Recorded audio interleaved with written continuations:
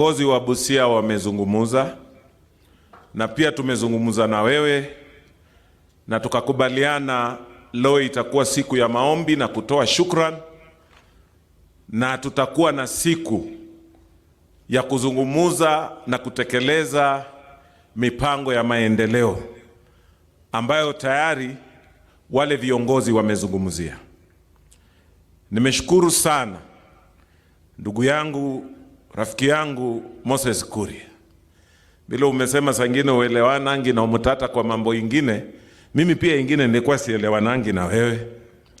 Lakini kwa hii ya kufufua uchumi na kutafuta wawekezaji na kuhakikisha kwamba we open new frontiers for Kenya to make that quantum leap, hiyo tutashikana kama chanda na pete. The things you are doing now, that is how Korea left us. That is how Malaysia left us. Na hapa Busia nimefanikiwa kupata wageni mbalimbali. Nimekuwa na Japanese ambassador, nimekuwa na European Union ambassador, na wote wako interested na hii mpaka. Na wakikuja hapa, jambo moja ambalo huwa linawashangaza sana ni hilo jambo umesema. Sio kawaida watu wa mpaka duniani mzima kuwa na hali ya uchumi ambayo haifaidi wananchi kama hapa Busia. Na saa ingine inawapatia wasiwasi, kwa sababu hii ni kama gateway ya biashara in Eastern Central. So kule wale ambassador wana report mambo hapa vile iko kwa border. Lakini sisi wenyewe ambaye tumekaa hapa iko pahali kitu ilienda wrong. Na hiyo ndio tunajaribu kuretrace. Because we saw what Korea did, we saw what Malaysia did, we saw what Singapore did. Tunaona hii kazi unajaribu kufanya. Wengine hawajaishika vizuri. Lakini mimi unajua network nilishika kitambo. Kitambo kabisa. And that's why I aligned. There is no free lunch in this world. Watu lazima tutafanya kazi. If you produce nothing and you expect to fight poverty, hiyo ni kama ile ndoto tu. You must be productive. The wealth of a country depends on the productivity of its people. And that's what you are trying to say. Tunaweza kufanya nini so that we stimulate production? Na hapa vile mmesema, ile information imekuwa, there is no use of reinventing the wheel. Raia ni ule tu. Hakuna raia wa county government ama raia wa national government. These are Kenyan citizens. So shida zile tuko nazo hapa ni kufufua uchumi. Busia hapa we have been producing nothing. Zamani tulikuwa tunatoa pamba, mohogo, njugu, hivi vitu yote ilififia. Ukiangalia kwa utamaduni wetu, kulikuwa uwezi kuenda kwa boma yoyote ukose granary. Isiaki. Kwa Teso wanaita adera. Edula. Hiyo ilikuwa a must. You must have some food store somewhere. Hiyo kitu tulipoteza network pahali. Na sasa njaa imetuingilia. Uchumi imekuwa mbaya. Tumeangalia 80% of our land is good for agriculture. Ni mambo kidogo tu. Hii tunafanya na kadro, kuangalia vitu ya acidity, kupima nini. Lakini hiyo mambo tumesema kwamba sisi tutagrow edible crops. Edible oil crops. Njugu, simsim, soya bean, palm oil. Hiyo tuko aligned. Na tumefanya feasibility study wenyewe.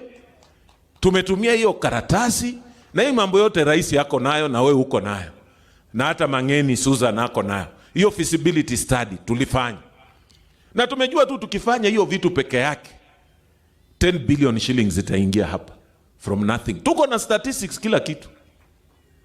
So ni jukumu letu, na nimeambia viongozi wetu MCAs wako hapa, that in each we must have ward-based economic recovery program.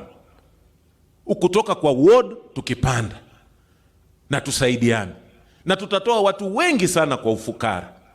Juzi last week Mheshimiwa Rais tulikuwa tukue na mkutano Nairobi ya county zile zinakuza pamba. Na ukaarisha kidogo lakini najua itakuja. Because we are ready. Tumeanza kuweka watu kwa cooperatives through the wards so that we fund them through that process. Tumeongea na wewe, nilikuwa na wewe ukiwa hapa Siaya. Ulitoka Homa Bay, ukaingia Migori, ukafika Siaya hapa ukanichenga. Haukukuja huku. Tukakuwa na wewe hapa tu Siaya. Ukasema utaleta matinga kwa Orengo nini? Nikamwambia naye Busia namna gani? So ingawaje leo hiyo ulikuwa umeenda mkutano ya maendeleo. Tukatoka na wewe hapo tukaenda Kisumu, tukakaa hapo kidogo ukiongea mambo ya maendeleo. Nikakwambia hata Busia unajua tuko hapa kwa kona. Ukuje pia tuongee maendeleo. Leo tumekuja mambo ya Thanksgiving and you have given us a promise and I know you mean it that you will now come when we are implementing these programs ambao zimezungumziwa. I don't want to repeat because najua utazungumuza. All the way our ambition is to make Busia the biggest rice producer in Kenya. Kutoka huko Budalangi tukikuja. And it is going to happen. Na wewe unajua hiyo mipango. Because there is almost 20,000 acres if we do that project very well. Tutakuwa tume-add almost 20 billion shillings in the economy of Budalangi kuliko hii milioni 800 ambayo mchele inatoa. So tukiongeza na hii ingine tutakuwa tunaendelea sawa. Mambo ya infrastructure hawa wamezungumuza. I don't want to be labor. Hii barabara yako umeiona mwenyewe kutoka kwa hewa. We want it to be a gateway vile tumeelezwa hapa. So that these people, these visitors who also come here, hii puzzle ni ya kwamba why is Busia poor? And yet Busia was not in that league. Wakati wa babu zetu hatukukuwa kwa hiyo league. We were producing things, they were educating their children, they were doing so many things. So hii generation haiwezi kupoteza network. Na vile uko na bidii, na mimi na wewe unajua, hii siasa ndio saa nyingine tunachengananga tu hivi na hivi. Lakini at personal level, we have no issues. So tunasemanga tu wewe shika njia yako, saa nyingine hivi, lakini tunapatana. Now wewe ni president, na Otuoma ni governor. Sasa iko barrier nyingine hapo. Sisi serikali lazima ziunganishwe. County government na national government. Na tufanye kazi. Ama wananchi mnataka namna gani? So mnataka hiyo maneno? Otuoma anaongoza county government of Busia. His Excellency Dr. Ruto, national government. Si basi atuletee ile vitu ya national government na Otuoma ongezee za county na Busia i take off. Ama iko kitu ingine? Si iko namna hiyo? Mheshimiwa, najua muda ni mdogo na tutakupatia write up. Na wananchi msiwe na wasiwasi kwamba sijaguza kila kitu. Lakini nataka kuzungumzia swala la bodaboda. You know,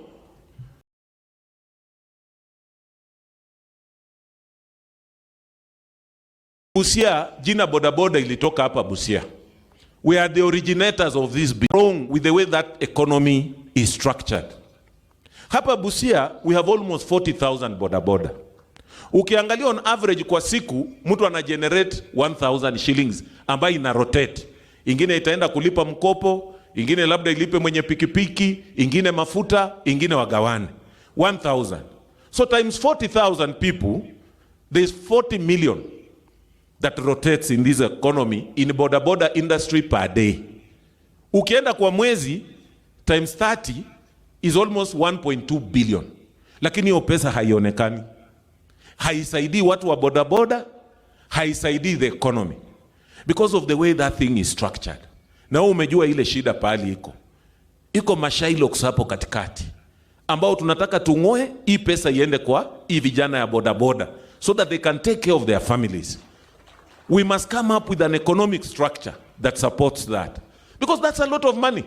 It is almost 14 billion shillings per year, but you cannot see it in the economy. Now that's why I like sometimes my brother Kuria by thinking outside the box. Na mimi pia nimetembea hizo inchi unaendanga. So I'm very much aware that if you just continue doing these normal things, we will not sort out our problems. We must step outside the box to solve our problems. And Your Excellency, we are going to support you.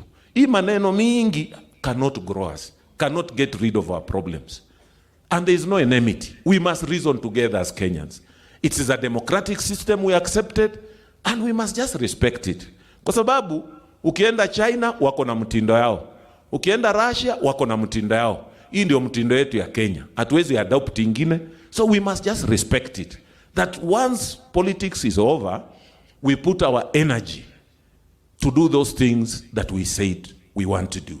Because governments exist for the best welfare of society. But governments don't just exist for the sake. And I think that's the oath we normally take when we take office. Me as Otuoma, as an individual, naweza kuwa na maoni yangu tofauti. But Otuoma as a governor, I owe fidelity to the constitution and the rule of law. And we must respect it. Kama mimi nimetambuliwa ni governor, sipaka tu nitatambua wengine. Nitasema Masi ndio MP ya Teso South. My brother Waluke huyu, tumekuwa na yeye hata pia iko sawa. Na hii vitu isitugawanye. Hata rais, mimi nikianza siasa, tulikuwa na yeye kwa ODM. Unakumbuka mheshimiwa rais? Lakini tukakuja mambo ikageuka, wewe ukaniambia wewe baki hapo, bado network yako bado inashika hapo. Wacha mimi nijipange. Nakumbuka in 2017, saa ile nilikuwa kwa category ya mandugu zangu wako hapa.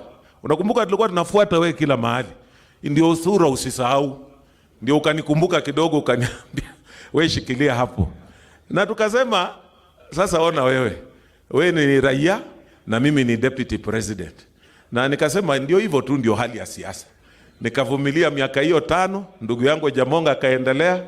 Ikokuja hii 2022 network ikashika. Sasa mimi nikawa governor na wewe ukawa president. Sasa kwa nini tusifanye kazi pamoja? Si network imeshikana?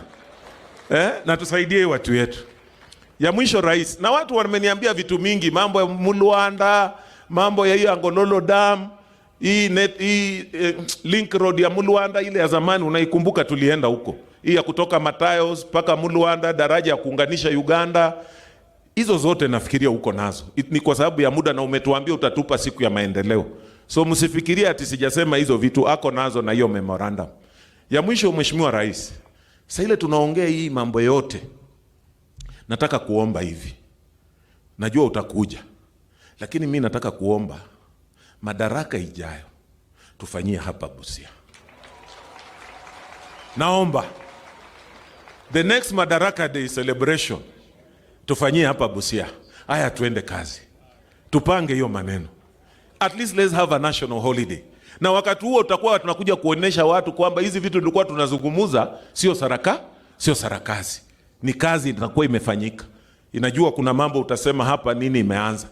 So mimi naomba hiyo, that let us have a national celebration hapa Busia.